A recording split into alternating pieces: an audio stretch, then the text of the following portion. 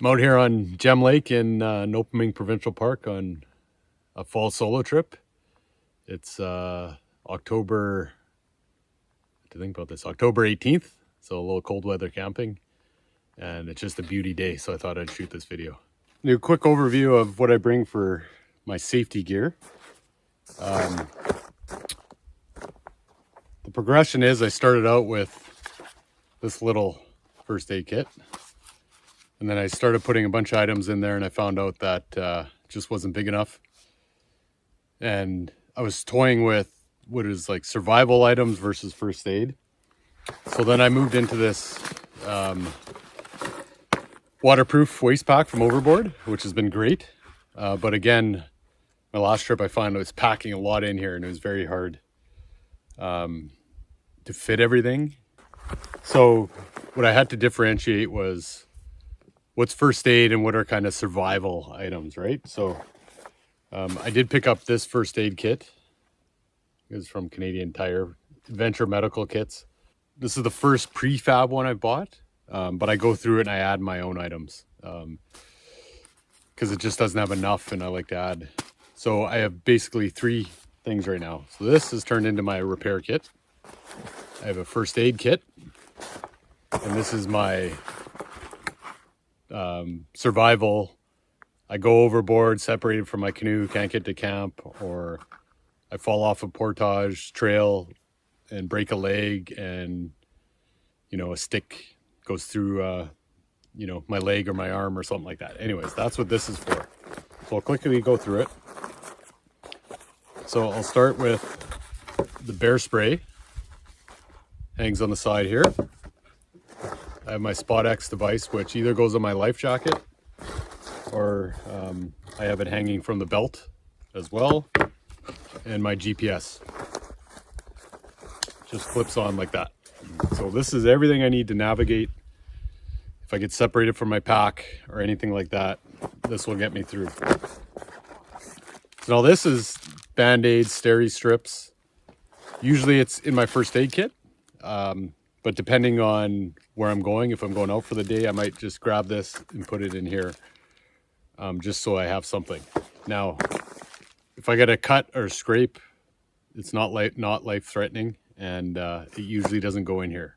I'm not worried about a cut on my finger or something like that. This is more of emergency, right? So that's a way to keep the pack light and differentiate. So I have licenses, I have a lighter in this waterproof pouch, aqua tabs, so water purification if needed, compass, just some little rope or twine, Advil, which also goes in my first kit most of the time. This is emergency fire starter that I made. It's good for 1 or 2 fires. This is a tourniquet. So it's one you can put on yourself and you just tighten it. So this is, again, if I get a puncture wound, I fall on my knife, something like that where I got lots of blood loss and I need a tourniquet. That's what I consider emergency. Here's just a tensor bandage.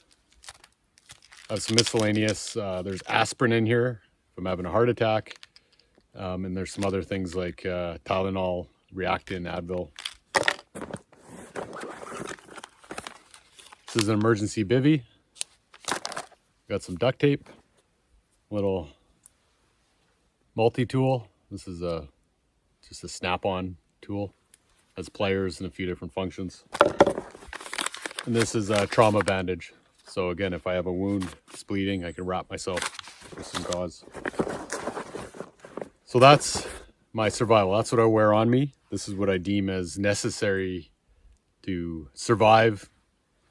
If I need to spend the night somewhere outside of my camp, I'm separated from my gear, this is what's going to get me through and help me navigate, help me set up camp, stay warm, etc. So that's that. Next items, I have my first aid kit. So this kit is for 1 to 4 people. So medical supplies and survival tools. So there's some overlap between that and this pouch, I'm sure.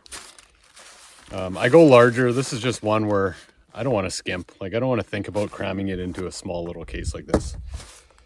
I want something that's versatile, that if I'm going with a group or by myself, I got everything there.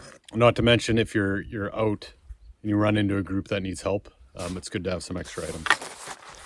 Not going to go through everything, but things that came with this kit, there's a whistle, a compass in here, some instructions on burns and bandages and whatnot. Some of the things I added, I mean, there's an ice pack compress in here, or one of those ice packs that you break open. So in here, I got some antacids, Pepto-Bismol, Tylenol, cold and night, gravel, just miscellaneous things. These need to be replaced every couple of years or so. I also added polysporin, my tweezers, which are bright orange because I don't want to lose them, and a couple other bandages that I added. You can see there's some treatment, some instructions in there, which is good to have because when you're in the moment, you're injured, you're kind of in shock. It's hard to think clearly, so that might help. I added some moleskin just for hiking and blisters. Here's those bandages that I substitute back and forth in my pack. There's various items. There's gauze. I added some gauze pads, there's Q-tips, you know, how to treat a blister, all sorts of stuff. So pretty decent kit. But I recommend, the main reason I bought this was for the pouch. And then I augmented it and added different items to it. So I had everything in a different bag, but I thought it should be red, should be visible. Now onto my repair kit. So maybe a bad choice. I wrote on there, I don't know, repair kit.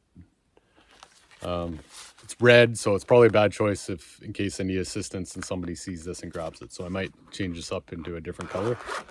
I got this Gorilla Grip adhesive. It's flexible, so repairing clothing, fabric, shoes. I got some metal wire, some rope here. I got some Gear Aid Gore-Tex pouches. I got some super glue, more duct tape, and Savior gift cards. You can just wrap duct tape around your gift cards. JB Weld, so you mix these two together. This is cold weather, I think. It's just fast acting, so I don't want the stuff that takes like 3 hours. I need something that sets up quick. This is a field repair kit. I think it has some thread, has a few patches for the air mattress, things like that.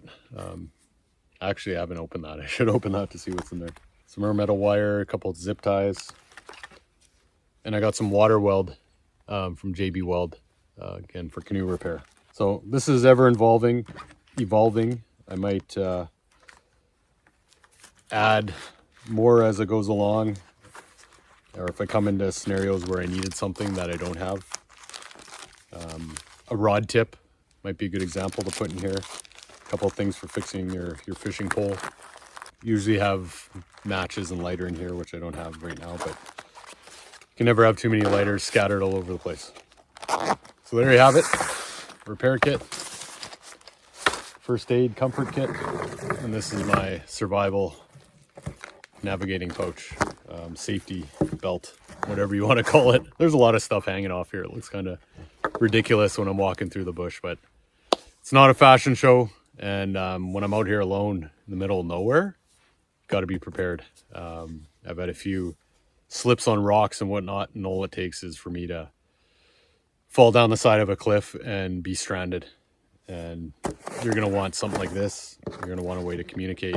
You're going to want a way, if you get separated, to navigate, and protection for safety with bears and wildlife. So may look funny. I've had comments. I remember my first solo trip, came across somebody and he's like, "You got bear spray? There's no bear out here." You got to be kidding. That's kind of ignorant to think that way. Am I going to get attacked? Probably not. But there's signs of bear everywhere. And just because you don't see them doesn't mean they're not here. When you're cooking up that steak on the grill, you better believe they're a black bear smelling that.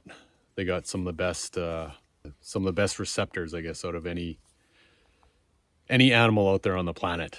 Like literally, should do some research on that. It's pretty amazing how far they can smell and their sensitivity. So don't be mistaken, they're around. And when you're sleeping at night, there's probably one walking through your camp. There's a good chance. So anyways, that's the kit. Let me know in the comments or anything like that if you have any questions, comments, anything you want to add, things I'm missing, telling me I'm crazy for carrying this, whatever you want. Let's just have a discussion there. It's great for people that are just getting into it, and some other things to think about. Again, paddle your own canoe.